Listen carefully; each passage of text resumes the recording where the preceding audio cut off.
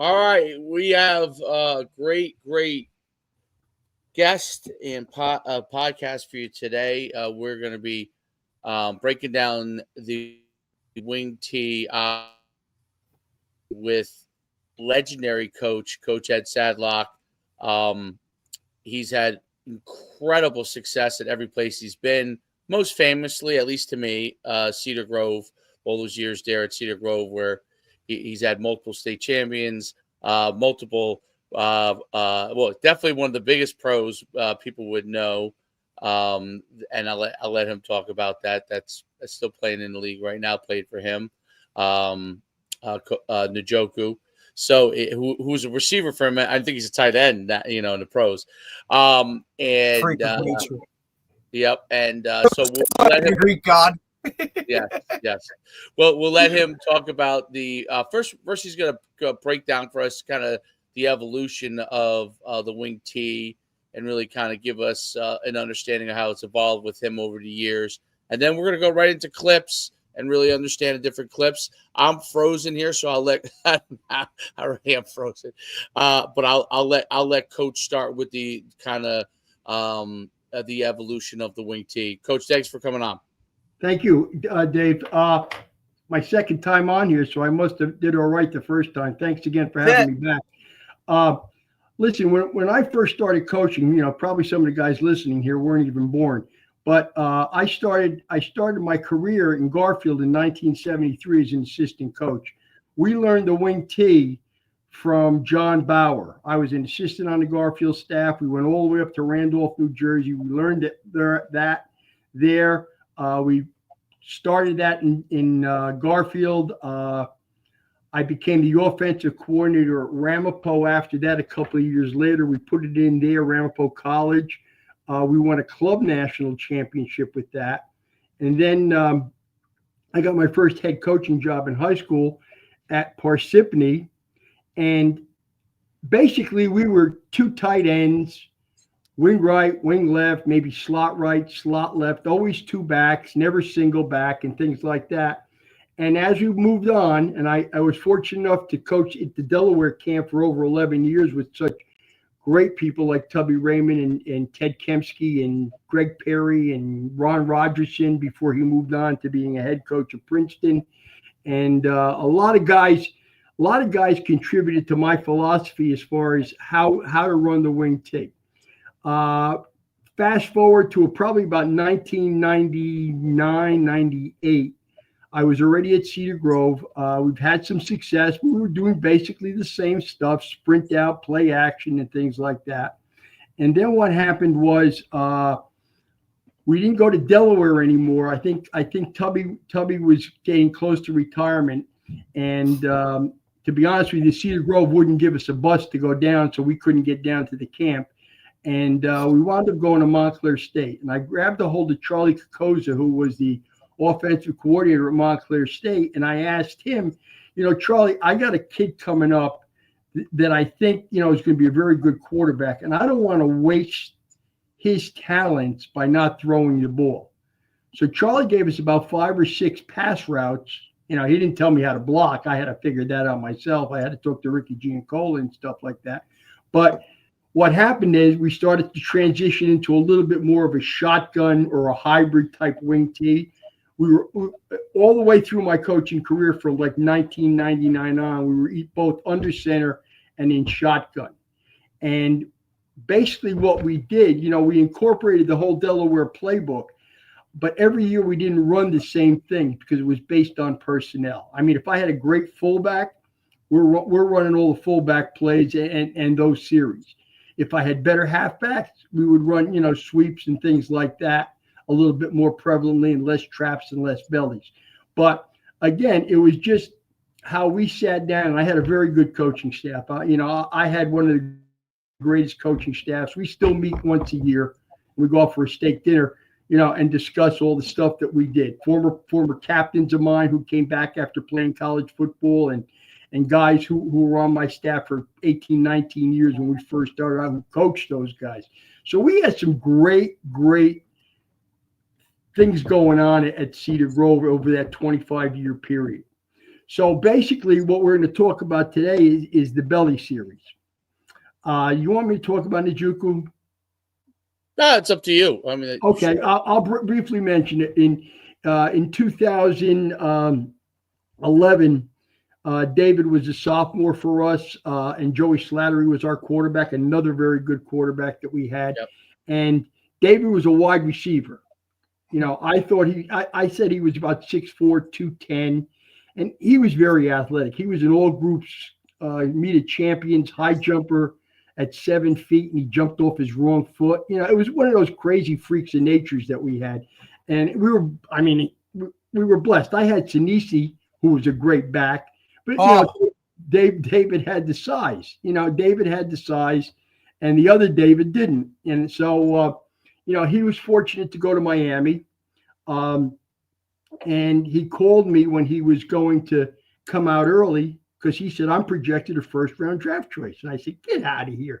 Because the kid, his other wide receiver, Paul Rufo, who's now a lawyer, was, to my estimation, a better receiver than David was. But he was only like, he was 5'8" Italian. So it was like, it was David was just a physical specimen. But David now is like 250 or something like that.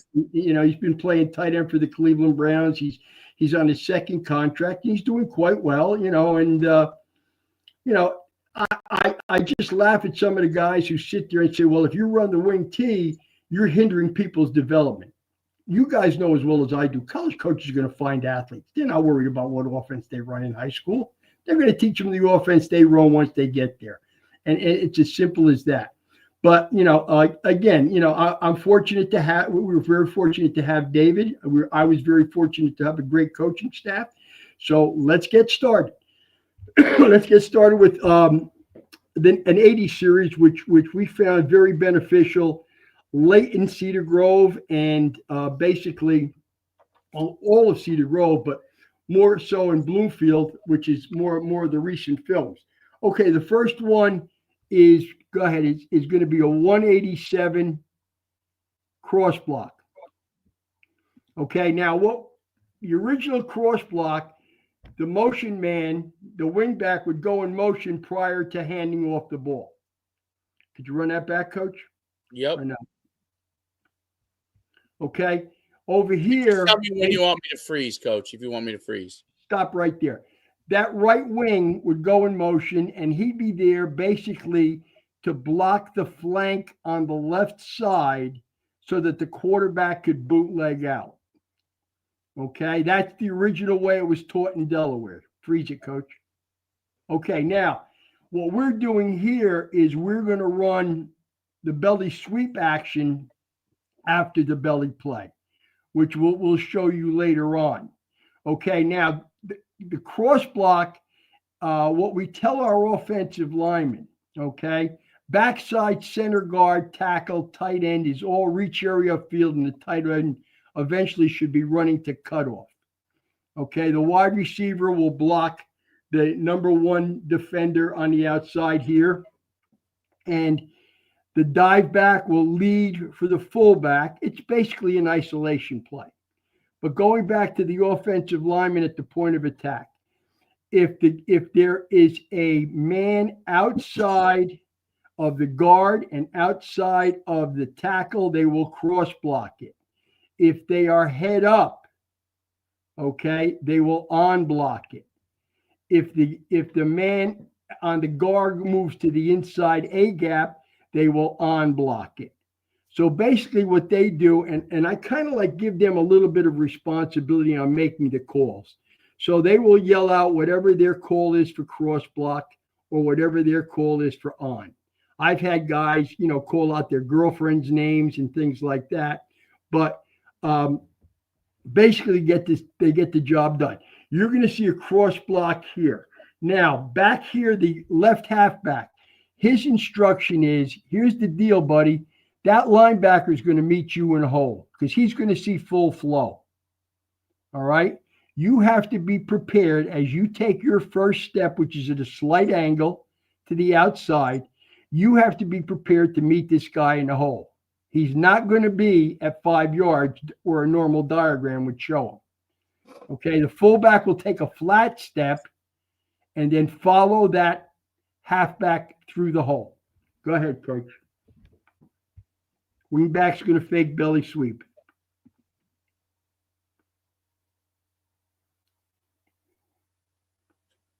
And what you're trying to do there is with that wing is to draw the outside linebacker out, right? To create more of a gap space when you run that belly, right? Right. Well, we don't want to sit there and run that play because again, we had a lot of success at Bloomfield running this. We don't want to run that play one way with motion and then again with no motion. You know what I'm saying? Because it's not going to fool anybody. But if we keep looking like we're trying to fake sweep, you're going to see where the one guy goes after our quarterback. But go ahead, run it again. We just want to see what it's going to look like at the flank. If our fullback, when we get the belly sweep, if our fullback and halfback fake well enough, I'll explain that later on. It becomes a big outside play for us. Got it. Okay, you can go to the next one.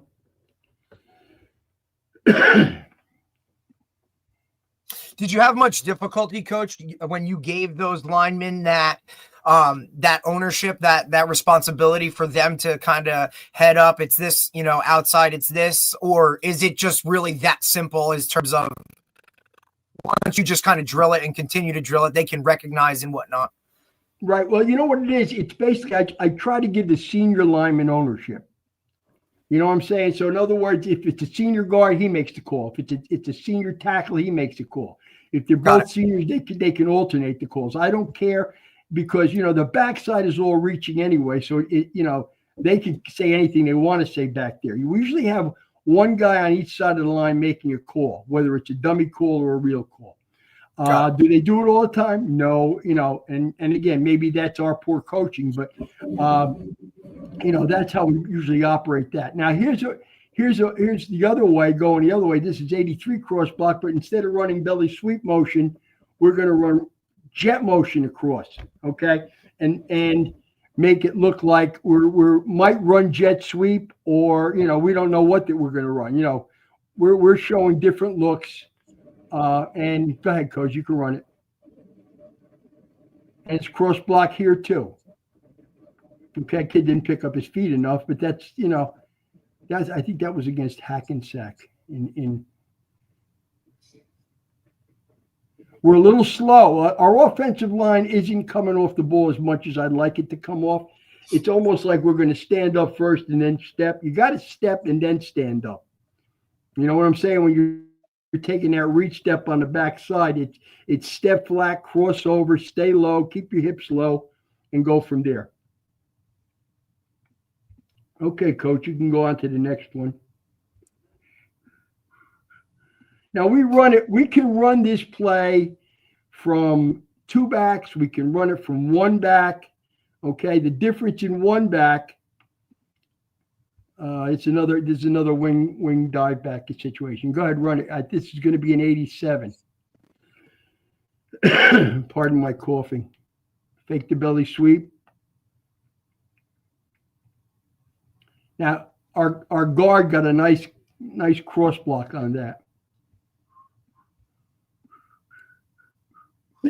Now, Coach, when you're teaching that cross block with those guys, are you drop stepping? What are you teaching them in terms of footwork?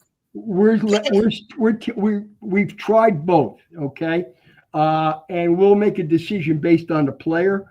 But basically, what we're trying to say to the guard is the tackle is going first. You want to be as close to the tackle's rear end when you step as you possibly can be. Now, here's the Cedar Grove film. This is us in an unbalanced formation. I think this is 0 left. We have 4 guys over here and 2 guys over there. Now, if he wants, freeze it, coach, if he wants, he can call cross block either way. Or he can block it on here. It doesn't make a difference. Okay? He could come to the line of scrimmage and find out where, this is against Weequahic, I think, and find out where the bubble is and run to the bubble. Go ahead, coach.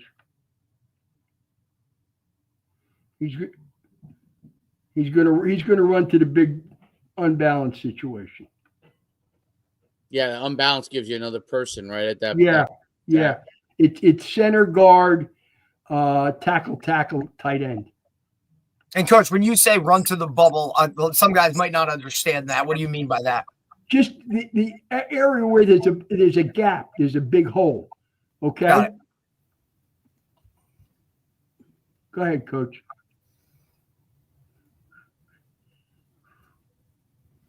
Wasn't a great fake. Nice surge though. Nice surge by Cedar Grove though. Phenomenal surge. Right. Yeah. Listen, the idea of firing off the ball really is kind of like the entire whole point of this, right? Like you want to reestablish that line of scrimmage upfield. So to stay low, fire out, get where you need to go to kind of push that whole thing forward really is the key. Because now, you reestablish that line and go downfield. Now that guard makes it a lot easier for him to kind of come down, come right off that guy's ass and go. Right. Is this still belly, coach? This is 983. Yeah, okay. Go ahead.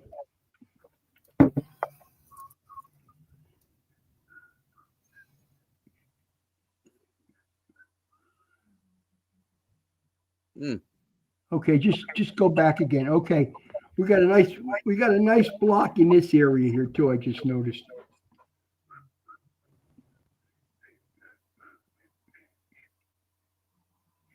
Yeah, great.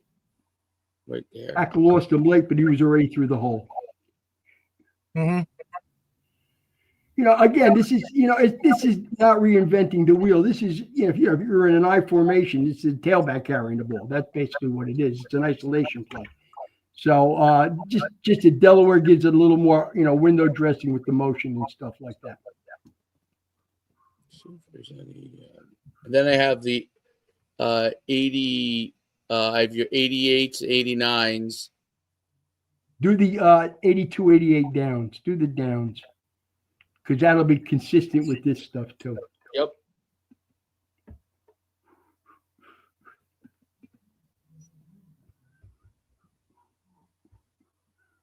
Okay. This is what, 82? Okay, now this is 82 down. Now we're in a blue formation. Okay, our tight end is here. I think we're going to trade him, go unbalanced here, and run down to the unbalanced. Maybe not. Okay. So that was run to 82 down. Now, again, backside is the same as we do on 83, 87 cross block. It's reach area of field. Delaware did that in the 70s and the 80s, and we never changed it. Okay? On the front side, it's tackle is gap down backer, tight end is gap down backer, wing is gap down backer, and the front side guard pulls and kicks out the last defender on the line of scrimmage, on or off the line of scrimmage. Is this backside, was that tackle? Yeah, the split. Is that what you're going to ask? The split? Yeah, the split. Is that No, that's a tight end, I think. tight end that you have split? Okay, because he's on the away from the unbalanced. I think either that or I can't tell. Yeah, he must maybe be. that is a tackle and he's just misaligned. For some reason, I don't know why he's out that wide. Okay. Well, that's a tight end. 4 is a tight end. Yeah, no, that's tight end backside of your unbalanced leg. Right. Right. So that, you know what that was? That was tackles over. Run that back. I'm sorry. Let's make sure everybody understands. Yeah, we brought our tackles over. See, there's 2 tackles and a wing. So it's guard, tackle, wing. And the tight end's backside. And he flexed because early in preseason I told him take a 3-foot split. And he's done that. But down again, you run down behind jet motion. You could run down. You could run belly sweep with that too. Belly sweep, look behind that. You could run it no motion. See, he fake jet, 3 fake jet. Yep. Fake jet draws them out as well. Let me pull up the 88. Yeah, well, especially against a team like East Orange, right? Having flying around. Right. See, a lot of times too, you might see, I might have given you some clips here too. This is Cedar Grove. Blue 88. This is 2012. This is Blue 88 down. Blue 88 down. Okay, so we've got up to the top of the screen a guard, a tackle, a tight end, and a wing. So it's not unbalanced. Run away. We're running away. Oh no, sorry, it's 88. Yeah, we're running away. It just happened to work out. Oh, nice.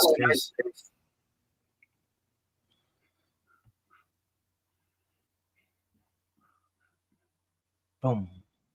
That must have been something we saw on film because we usually leave the wing back to block down. We sent him away on that. Okay, that must have been something that we saw Pompton. Right, like they're chasing over the top or they're over pursuing maybe, right? Right. This kid's 61. No, was it 61 or 60? I'm trying to find 60. 60 was wound up playing at Montclair State as a defensive tackle. He was pretty good.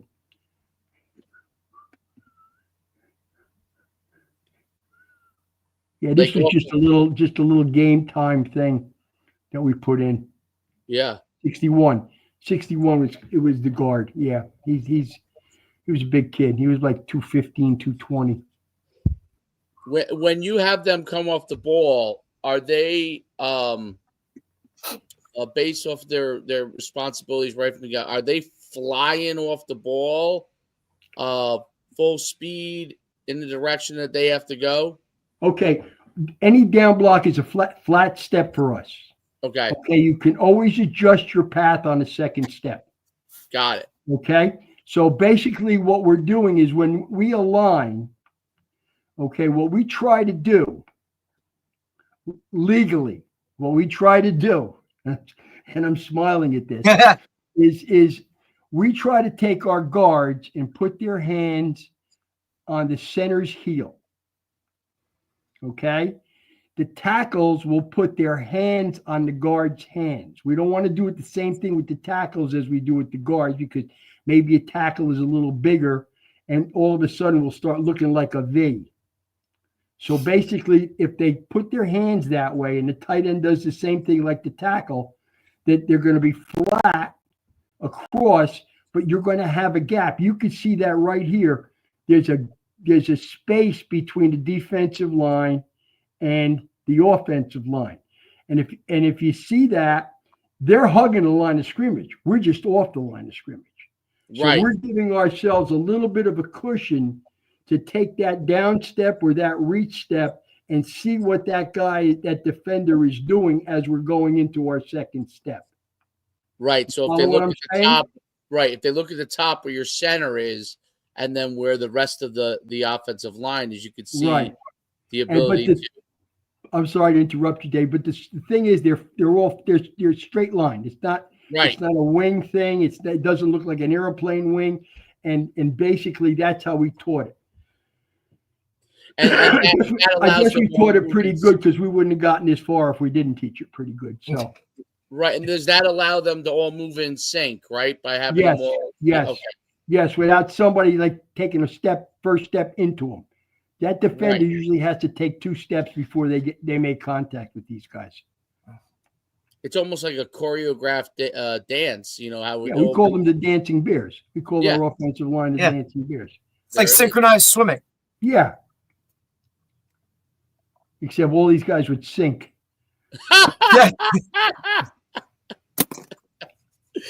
They definitely would sink. Although maybe they would float, Coach. Maybe they would float. Maybe a little extra. Yeah. I've seen them eat. I don't know if they would float. All right, let me get you up another 88 here. Hold on. Okay. Blue.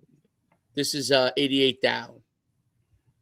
Okay, let's see what this is. Okay, now we are, we're normal. This is 988 down. That's a big guy right there. I was just going to say, that's a big dude moving like that. Yeah, it took a while for him to get moving. That's why we had to make the holes a little bit bigger. But he should have been playing tackle for us. But anyway, go back. I want to point out something on the guard. Yep. This kid came so far off field. He might have just turned up if he had to. Okay. Watch how far he makes the hit contact. Because he's running for the inside leg of the tight end, the fullback on down. He should have squared his shoulders a little bit sooner, the fullback. Like I said, none of these plays are perfect. I could harass any one of these guys every play. I mean, it's just crazy how they're aligned to you.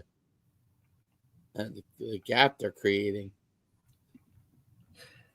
Well, I don't understand what the heck they're doing here defensively. Yeah, that's what I'm saying. I mean, it's like, so Oh yeah, wide. steal. Who is this Yeah, you're playing here? This I don't know who I can't. I think it was a Jersey City team we were playing. Okay. Schneider, maybe. Maybe Snyder. Maybe Snyder.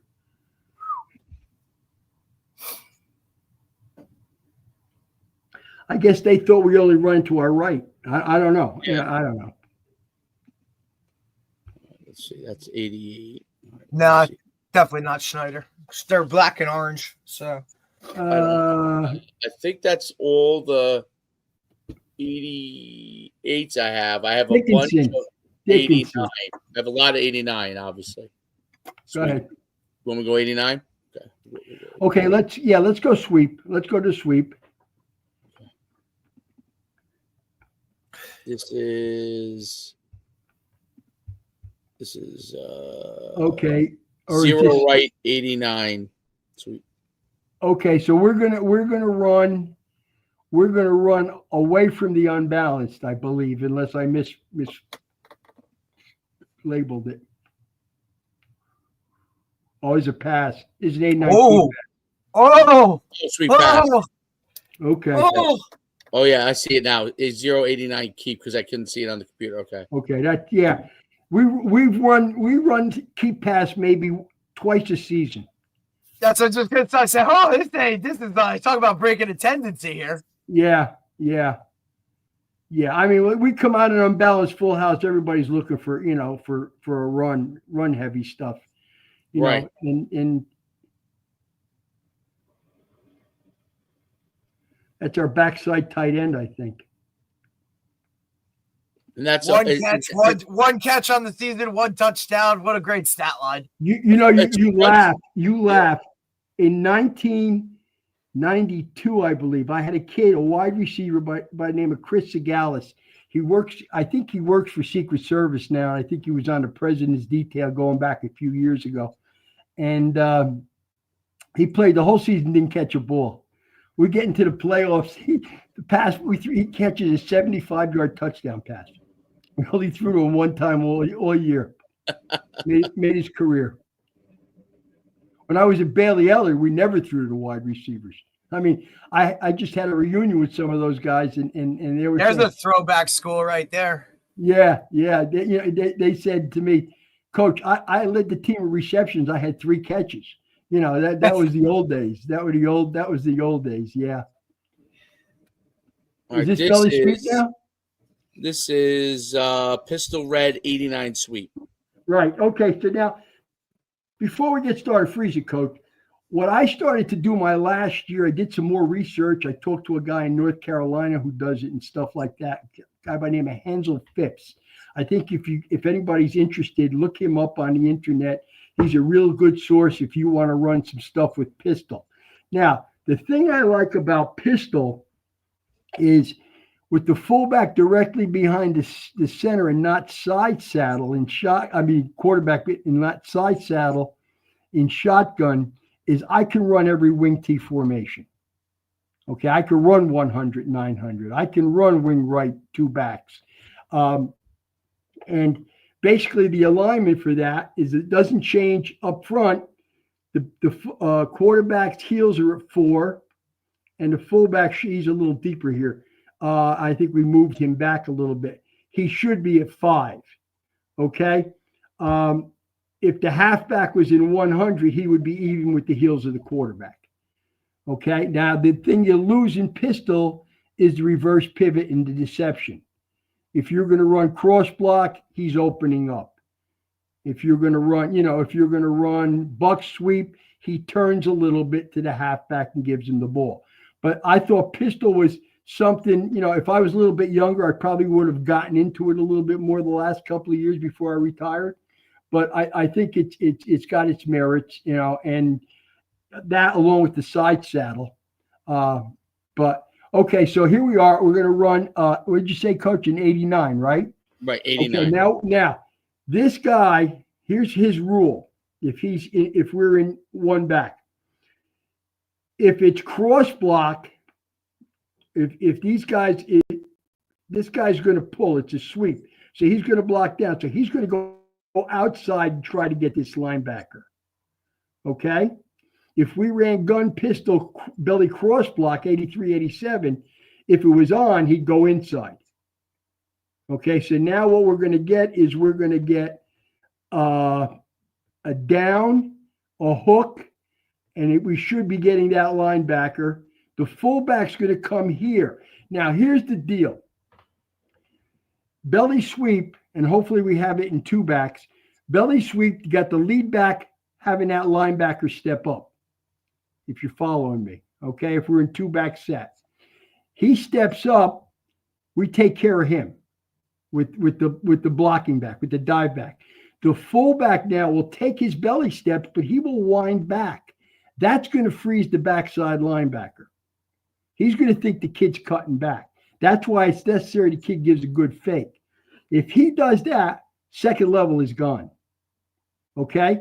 Guard hooks, backside guard comes out here in the secondary, and he's got a guard leading that wing back for a play. All right, Coach, let's see if we can run it. And if I'm going too fast, I'll re-explain it. Here we go. No linebackers near him. No linebackers making a play.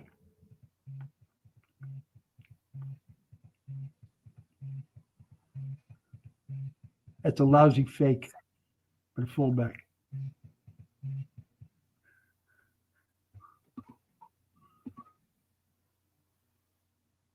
One more time. Watch how fast the backside guard gets out there. Yeah, they're out there quick. Misses his block, but just enough to get the kid going. Let me pull up. Let's see. We got 89, pistol 89. And I got another pistol.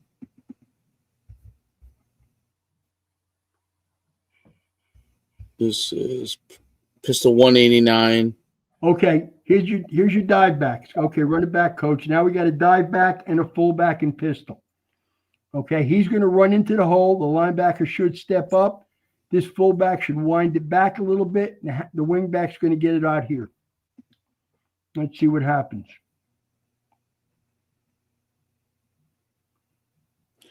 Now, did you change the wings alignment to just get a better angle on the outside? Like, so the front side wing, not the. He's a dive back now. Okay. Okay. If he was a wing, he would be outside that right. tackle. Got it. Okay, you have him as the lead. Yep. Right. One more time, Coach. Now, what I don't like back here is what I try to teach our offensive linemen, and I'm the line coach, so I'm mad at myself. What I'd like to teach them is once they make contact, they got to get their hips up the field and keep their legs moving. Okay? Because if you don't put your body between the defender, he's going to slide off you. Just like if you're blocked down, if you don't get your head down there, he's going to blow the gap. Okay? So again, what we try to do, and again, this wasn't a great play. We just executed our backfield executed a little bit better, but our offensive lineman on the backside could have done a better job.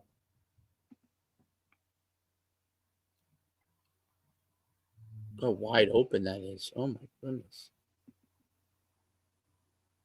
Because that belly action with the lead, it keeps everybody frozen inside. It looks like they're playing a bear front, so it looks like the centers and both guards are covered. Okay? But no linebacker, no linebackers making any play out here. Now, Coach, was there a particular front that you like when you saw it on film, and when you're like, oh, they play this, you got like, you kind of lit up like, oh, okay, this is geared more towards playing against this type of defense. Well, yeah, we always went into a game with an idea of what series we thought worked best. Okay. And again, those of the guys who were listening and weren't familiar with the Delaware, it's basically a philosophy of offense. It's series football. Our teen series was our jet series. We would run plays behind that, under center and in shotgun. Our 20 series was buck sweep, trap, and waggle. Our 30 series was power and counter crisscross. Our 80 series, as far as the run game goes, was belly cross block down and belly sweep and counter, tackle trap. Okay. And we would go into a game based on, okay, this is what we're going to try to run. Okay. And again, the emphasis in practice would be on those series. But because we've taught everything, if I wanted to pull out a buck sweep and we didn't practice it, I wouldn't have any qualms about running it. I may change the formation. I may go unbalanced, and get the corner out of the way and do things like that. But other than that, the kids pretty much get it. But what we used to do, especially at Cedar Grove, when we started our practice sessions back in June, the first thing we would do is put in the shotgun passing game, because we would be involved in 7-on-7s. The linemen we would take, they'd do the weight room. I had a strength coach there. We would do the weight room. They'd come out maybe for 15 minutes and I would talk about a block. But everybody else we were going to practice for our 7-on-7s against coverages and stuff like that. Once the 7-on-7s were over, and we usually try to finish it like within a week after the Rutgers 7-on-7. I didn't want to go too crazy with it. Then we would start implementing our offense. And what we would do is, when we did offense, I would take the kids, and this is learned from experience. Okay. I mean, I've been on staffs where they meet for a half hour with position group. Okay. My philosophy is no more than 15 minutes. Okay. Attention span of a high school player. No more than 15 minutes. I'm going to bring the offensive line in for 15 minutes, explain on a board what we're going to do and what their rule is. They come in with a notebook. I don't hand out any playbooks. Once I do that, the next 15 minutes, I bring the skilled people in with the wide receivers, quarterbacks, and the backs. We go over backfield action on the board. Then we go out. Before we stretch, we walk through the stuff. Okay, with the first team while everybody else is watching. I'm not gonna.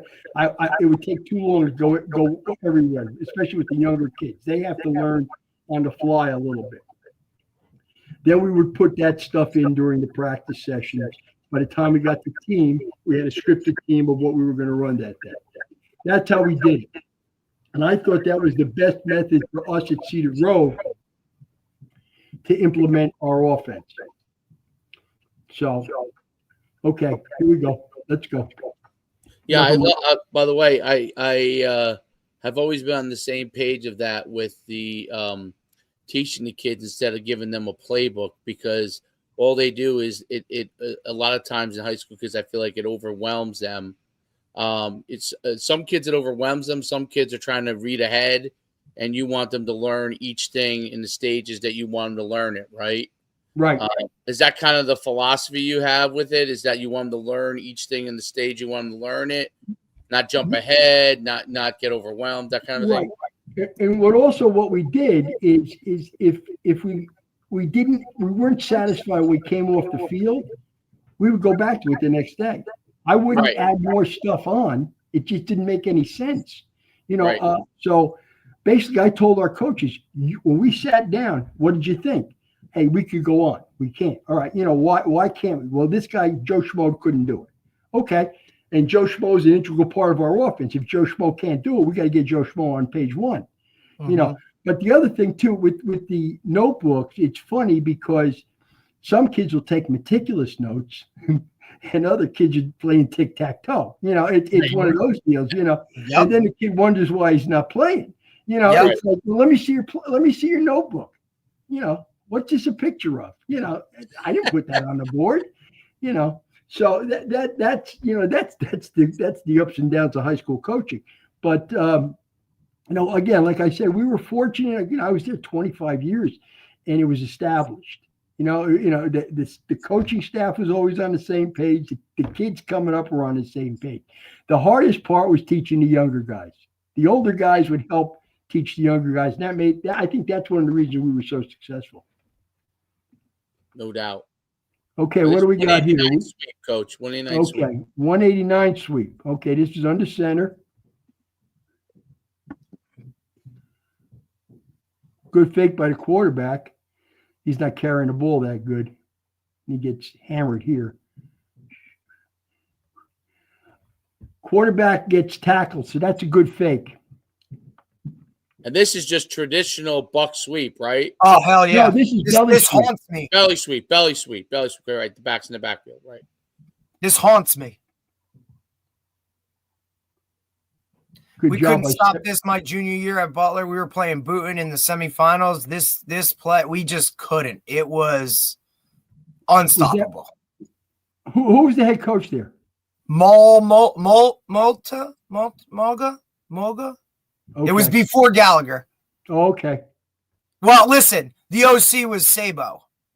Okay.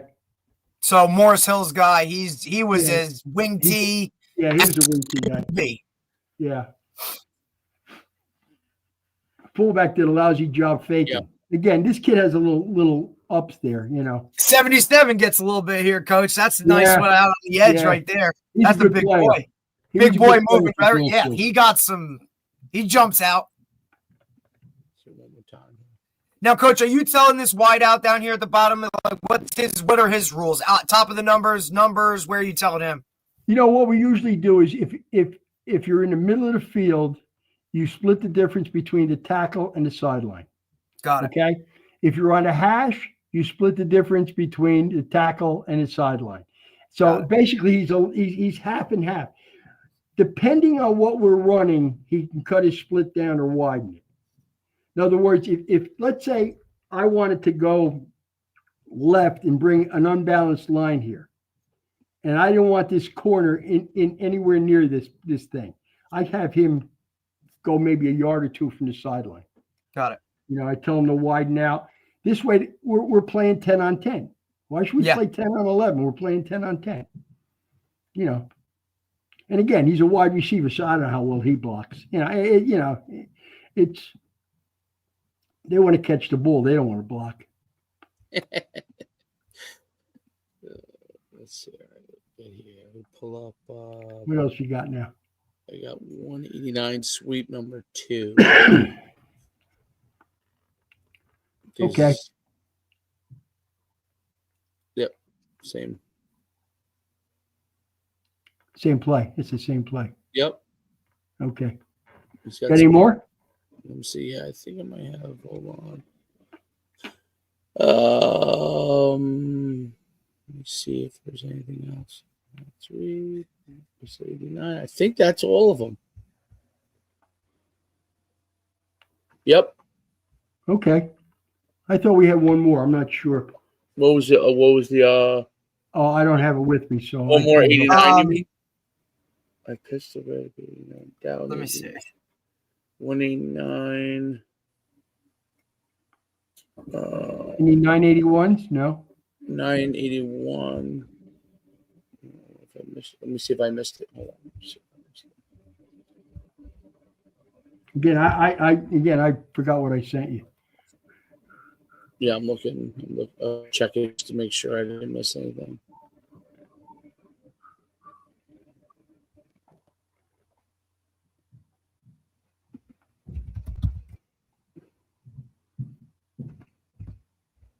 Let's see. I think I grabbed everything. Let me see if I missed something. I could have missed something. Yeah, let's see. 3, 7. Nope, I think I got everything. What was the one you said? 983? 981. 91? No. No, Red or 983 blue? is it. No, I don't we're see. looking for 1 and 9. Those are the sweet plays. Yeah, I don't see. I don't see. Okay. 90. All right. So, I mean, look, you know, that's Phenomenal. I think one of the things too, coach, like you said, like even just going back to like when you initially like guys inside, you do this, guys outside, you do that. I think that somewhat simplicity of it, right, really allows you to kind of get into it and then make it work, right? And then they're going to be like, they're going to see those looks like that. And that's the rules. Nothing changes. It kind of is what it is. And then you can just rep it and kind of go with it. And look, we played Jerry Gallagher at Montville every year I was in high school, right? So it was, this is what we're seeing, this is what we're doing. And they were extremely good at it, you know? And it was always like, and especially from the safety position, like if I didn't know where my eyes needed to be, like I was running all over the place. And it took time to kind of develop that. And if you're not a team or have a coaching staff that has the ability to coach and understand what you're seeing to try and stop it, it ain't happening. Yeah. See, I hear what you're saying, and the thoughts that are bouncing in my mind right now are, I have seen a lot of wing T teams over the years. Okay, and like I started before, it's a system. This is what we learned from Coach Raymond and Coach Kempsky and those guys. It's a system. It's a series-based mode of attack. Okay, a lot of guys run the wing T and they just run plays. They don't set anything up. They don't try to formation guys. They just run plays, and that's not the wing T. Now, right. Coach Smolin, great coach. I mean, and he does everything well, precise. Jerry Gallagher, great coach. The more I look at Donnie's stuff on film, Donnie's a belly team, a belly sweep team, a power team, okay? He may not run buck sweep. He may not, but that doesn't mean he's not running wing T. He's running series-based football. These guys are taking, I'm going to run trap, but I'll never run sweep. Or, I'm going to run belly, but I'll never run belly sweep or counter. So it doesn't work. We're frustrated. How come? How come it doesn't work? Because you're running plays. You're not running a system. And I think that's an epidemic. That's an epidemic among young coaches nowadays that just don't know how to call offense or don't understand that whole process. Like you run, and it's just like, look, your average, your parent in the stands, right? Or we got to do this. Why are we running that? You're like, well, I'm running this now because in 3 plays, I'm running this. Or when I get this look, I'm setting this up. There's a process and, a symphony that you're calling your offense that has to be. And I think a lot of the young coaches and people don't understand that I'm running something to set something up, or I'm doing this for that down the future, right? And it's a problem I see with young offensive play callers, right? And those are the guys that you're under 10 seconds when you're calling a play because they don't know already what they're doing, right? I know if I have 2nd and 4, like what I'm doing, or if I have 2nd and 10, like you have those plays in your head already called if you get this or if you get that, like those types of things.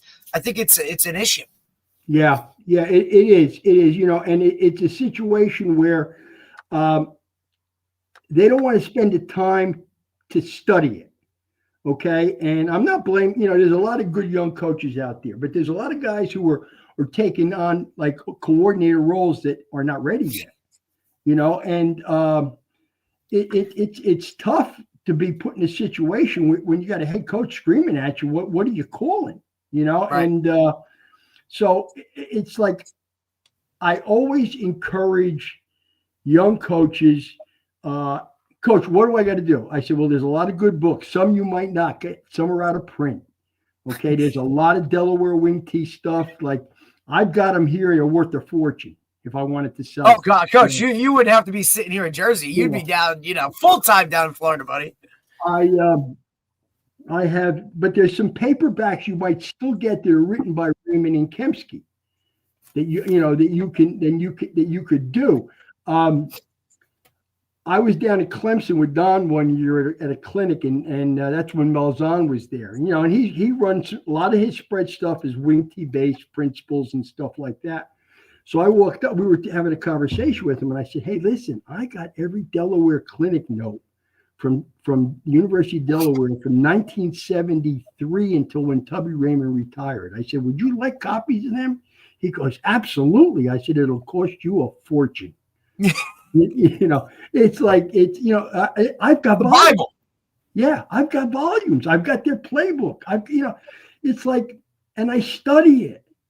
And again, I see a lot of guys. Well, offensive line guys always argue with me. Well, we got to scheme this. We got to scheme that. I got a system here. It works. I don't care what you throw up. If you're better than me, you're going to beat me. If you're average, we're going to beat you. If we're the same, we got a shot at beating you. So, and that's basically what it is. That's what it is. It's just, it was something I grabbed onto and I never wanted to change from. We went to a little fancier passing game, and I think that was very important in the development of our offense and us being more successful later from 2000 to 2015. That got us into Giant Stadium. That got us to do things like that. And I really am indebted to Charlie Kokoza for giving us, because we even at Bloomfield, we still ran the same routes. Yeah. The only thing different, like if we ran our 60 series, which is like a 3-step drop from shotgun, which was intermediate and long routes, it was 61 or 69, and we tagged it with a college name. Okay, so if we say 61 Carolina, both sides would run Carolina. Okay, but when we got to Bloomfield, I came up with an idea. Okay, well, let's call 61 Carolina backside Texas. So all of a sudden now we're not running Carolinas. We're running Carolina on one side, and we're running smash routes on the other side. And it kind of like got the defensive secondary, because they were used to us doing the same thing on both sides. Now all of a sudden it was different. So it's just something that if you're a head coach and you want to run the wing T, you got to research it.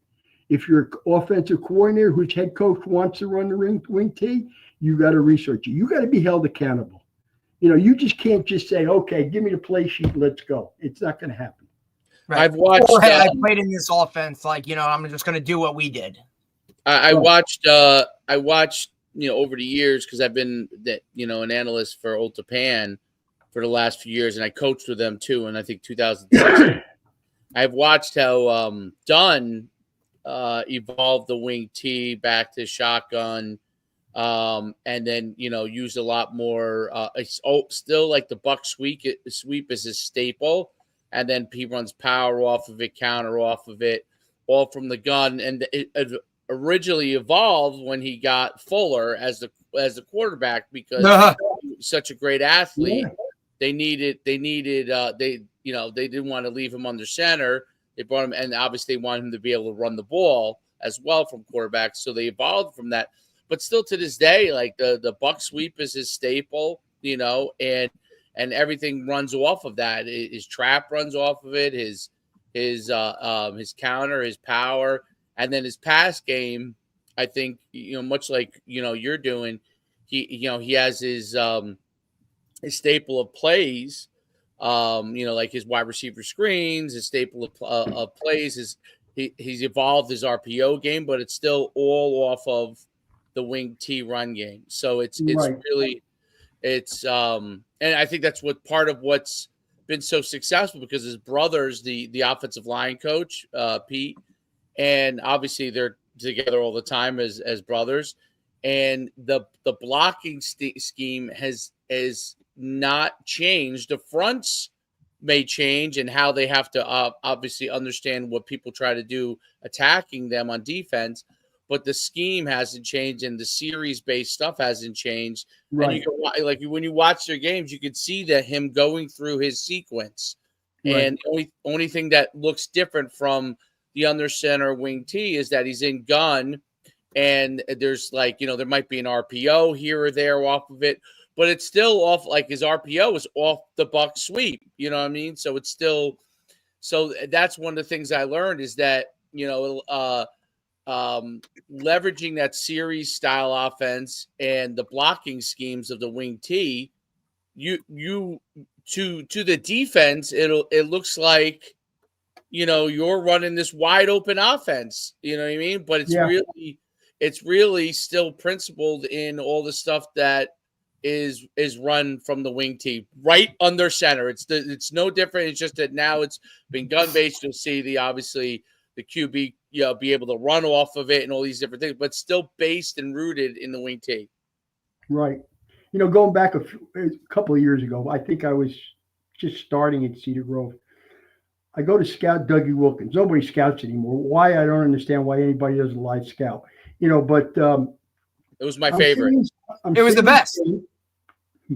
I'm sitting in the stands in back of somebody with a big mouth. Now here's a guy on the field who's won 300 and so many games.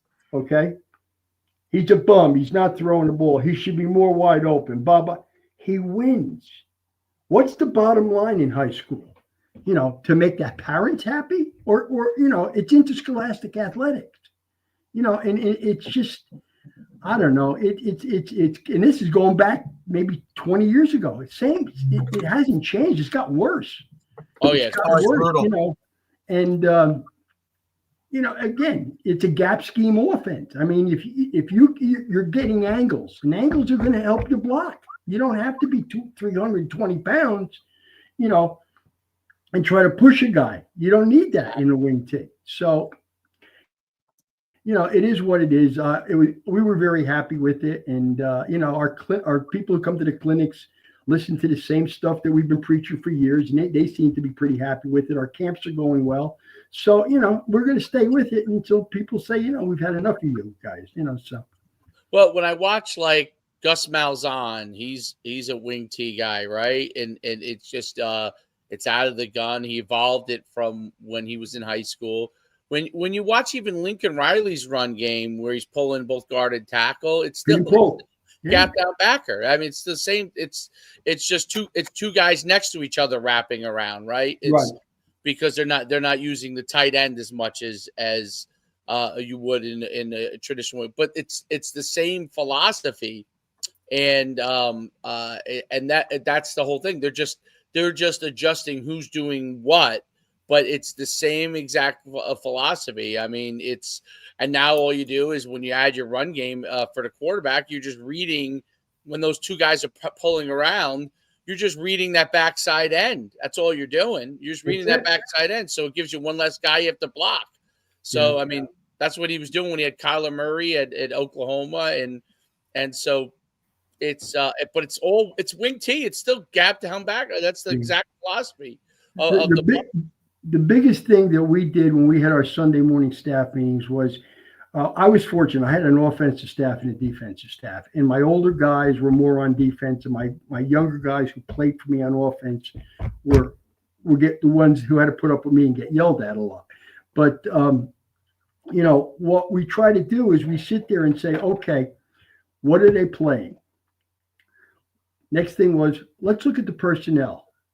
Okay, where's their weak link? How are we going to attack their weak link? Running game, passing game. Okay, and then what we would do is we would choose the formations we think we were going to use, to attack it, and then use the plays behind it. Do we start off in a balanced formation, trade the tight end, go unbalanced?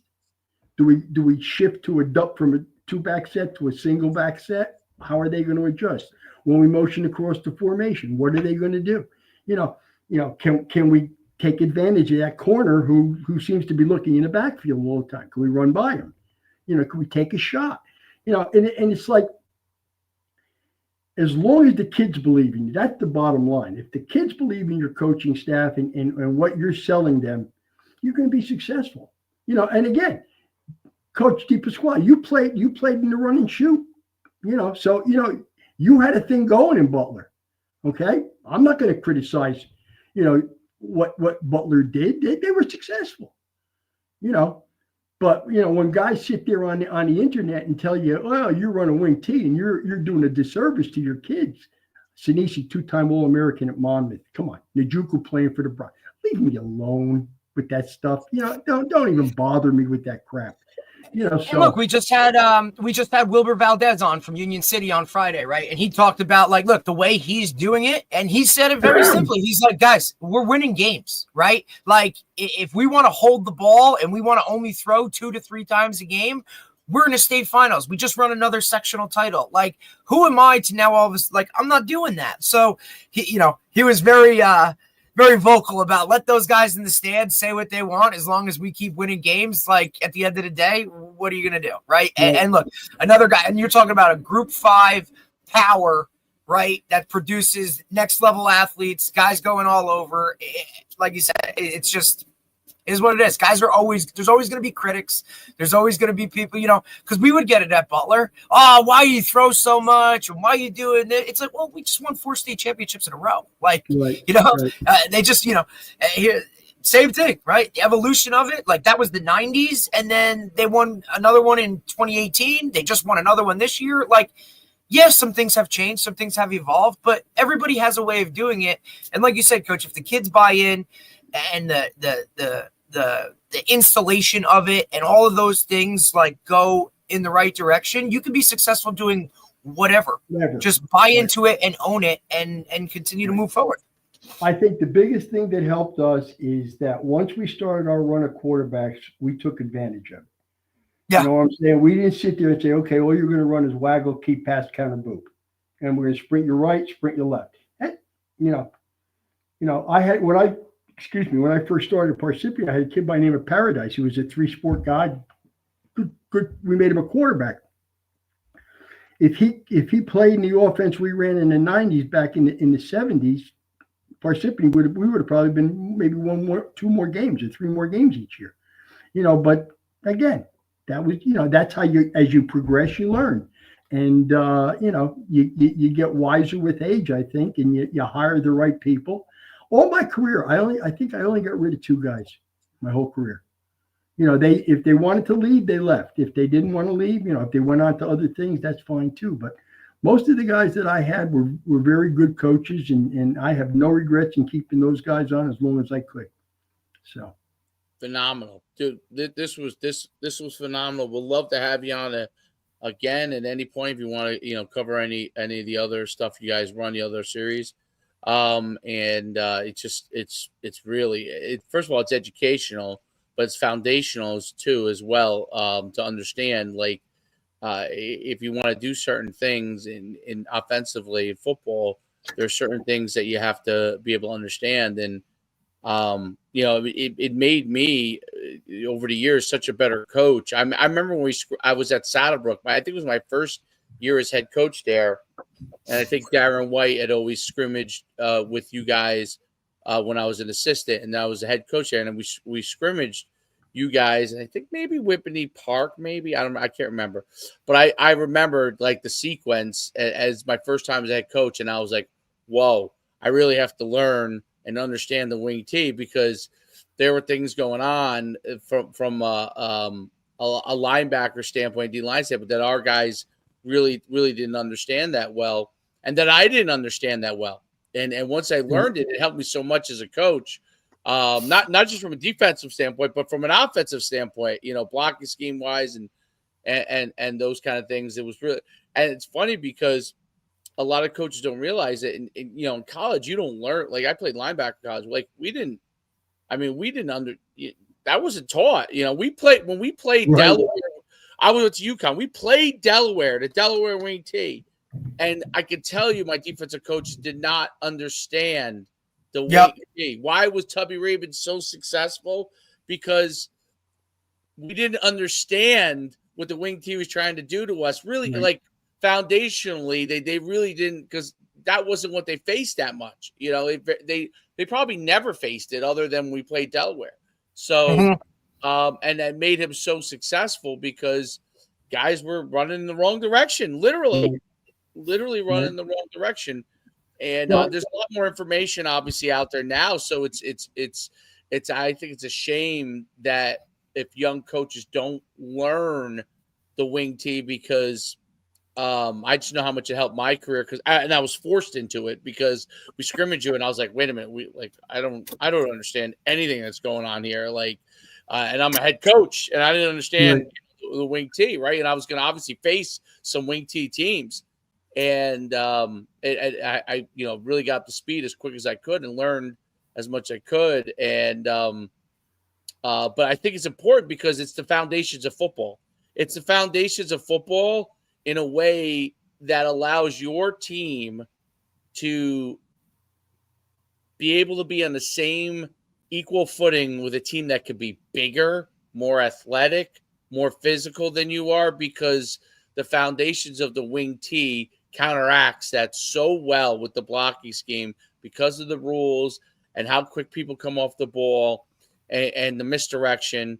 I mean, just what you showed now with the fakes and stuff, like, and how you're pointing out, like, that fake wasn't carried out well. Like I said, I see that because when you're teaching linebackers, you're not going to get fooled by the fullback that doesn't carry out the fake well, right? You realize I don't have to even regard him anymore. Okay, if I zoom in on my keys, I should be fine because that fullback isn't unless he's carrying the ball. He's not showing me anything, right? And those are the things that it was great that you pointed that out, because those are things that are so important in the wing T, because the fullbacks that carried it out, like I thought no, I don't think he's coaching anymore, but Greg Grudzis from Waldwick used to run. He was at Waldwick Millen Park for all those years, and they were wing T, yeah, they're wing T, and he did such a great job of it. And he was under center wing T, and it was always a battle for us because his kids carried out every fake. He loved the trap series with the wing T, but he carried out every fake. The kids did a great job of it, and he'd always have the one running back that could get to the end zone. So all the other stuff, and then he comes around with either the belly sweep or the buck sweep, and forget it. That kid, like, if you got sucked in at all inside, that kid was gone. So he always put those guys. That's the other thing, putting the guys in the right places. It was an art form of the wing T, like which guy was this halfback, which guy was a fullback.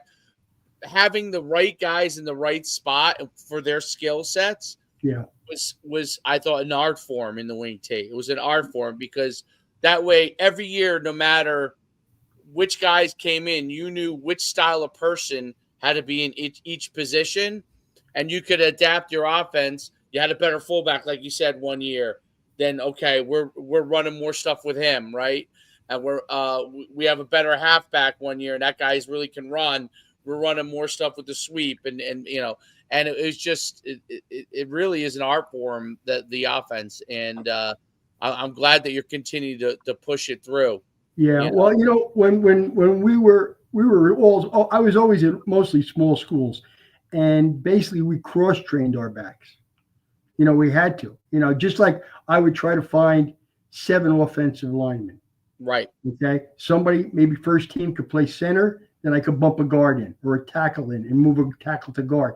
We always try to get at least 7 because that was probably the most depth we were going to have. We were never going to have 10 offensive linemen, and maybe 2 tight ends and hopefully get through that. But the other thing I wanted to point out, and again, I 37 years doing this, is as you're in high school and you're teaching your linebackers how to do things. Okay. Now, just hear me out. Kid is 15 to 17, 18 years old. Maybe an 18-year-old may be a little bit smarter. But if you're telling him to do certain things in the Delaware, key certain things, it all goes out the window on the snap. I'm telling you right now. Key to guards. He's looking for the ball. Okay, he's looking for the ball. I don't care who, if he's a Group 5 or a parochial all-stater. When the ball goes, some of those techniques go out the window. Right. The kid is trying to survive on the field. He doesn't want to get yelled at by Coach Sabella or Coach Campanelli when he comes off the field and things like that, and it's just, we played Union City when I was at Peters. I mean, Right. That playing on the roof was a great experience, but We talk about it all the time. yeah, he does a great job there. He does a great job, and Hoboken guy. tough guy from Miami, one Yep. of those guys, but good man. I'm trying to get him to speak at the clinic, but he wants to hide everything. What the hell? I know what he does already. I can give him his chance, but yeah, I'll tell you what, it's been great. It's been great, guys. I really enjoy it. Anytime you need me back, you want to go over another series, I'm fine. Appreciate you, Coach. Coach, okay, thanks buddy. so much. Have a wonderful day, Coach. You too, guys. All right, man. All right. Enjoy. Take care. Bye-bye. Take care. Phenomenal. It's always stuff. good. Yeah, I mean, I love the if we're able to once every couple of weeks get a guy on to teach things, it makes a huge difference. And his clinic is. I hope guys go and check out his clinic because they really listen. Each year, I think this is the third year they did it. I think it's like the third year, and it's grown every year. They did 2 different sites this year, 2 different weekends. You know what I mean? Like each guy kind of talked about, just clinic stuff. And look, they're the masters. They're the masters. It's like if you want to know what to do, like this is where this is what we're doing. You know what I mean? Like, I mean, those guys. They go and speak at the national wing T clinics and do all that. You know what I mean? Like they've been in it and literally, learned from ground zero. One of the things people get caught up on the wing T is the wing T. Right. And they don't realize that the blocking scheme and the sequencing of what they're doing and the alignments, like it applies to everything you do. It's the same thing to me as when they started running the triple option, and people evolved to the spread pass game from the spread option offense. Yep. And those foundations of football are what gives you the ability to be much more versatile in your offense, even if you're not running the wing T as of your overall offense. Like I said, Dunn, and until he retires, we'll never get a complete breakdown. But he does, and there are other guys. Obviously, Wilbur Valdez is obviously traditional wing T. But a lot of these guys adapt to their players too, right? Like, look, you talked about like Dunn had 2 freak of nature brothers, right? And it was like, dude, I need to do something with these guys, and you adapt, you figure out a way to do it. And then ultimately, you realize he kind of gets, now they're not as athletic as the Fuller brothers, but he's getting that kind of quarterback every year. That's like the kids now, right? Like all these kids are it's just you're dealing with different human beings, dude, right? Like we're evolving as humans. And so athletes are evolving as humans. And then I think what he did, right, adds more of an appeal to, what everybody sees on Sundays or what guys see in college and all those types of things where like even Coach talked about, we threw a little bit more, we did a little bit more of this, like that appeal has to be there in some way, shape or form, whether it's window dressing or not, like that's just, it also eliminates the argument of, oh, you're holding my kid back because of the offense you run and doing all this other kind of stuff. Like that's all bullshit. Oh yeah. I mean, listen, Brett Favre said it best. His father was his high school coach, and they ran the wing T, and he wanted to throw the ball, and they barely threw the ball. He's like, I'm not going to get recruited. I'm not going to get recruited. And he's going to be like, if you're good enough, you'll get recruited from the play run. Now, ultimately, he went to Southern Miss. And still was a Division I quarterback. Mm-hmm. And obviously, and is a Hall of Fame quarterback. So if it didn't hold Brett Favre back, I like and Brett Favre might not have gotten, because he's from Mississippi and a smaller area, and he wasn't super. It wasn't like he was super tall, He's tall, but he's not like 6'5". So that's probably where you would end up if a lot of times when they're looking at measurables and stuff is like a Southern Miss. If you're from Mississippi, smaller town area.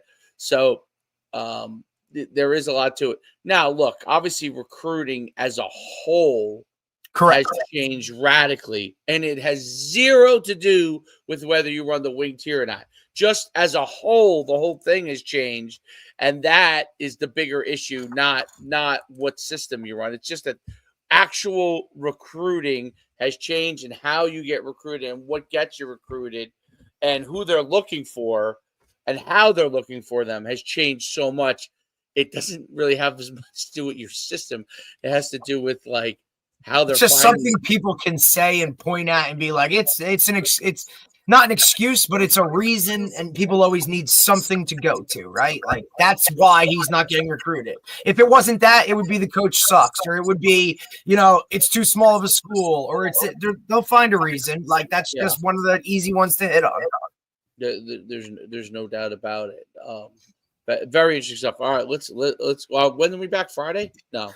Friday. Yes, Friday we'll have Coach Ruley from Rowan. Oh, perfect. That sounds good. All right, till next.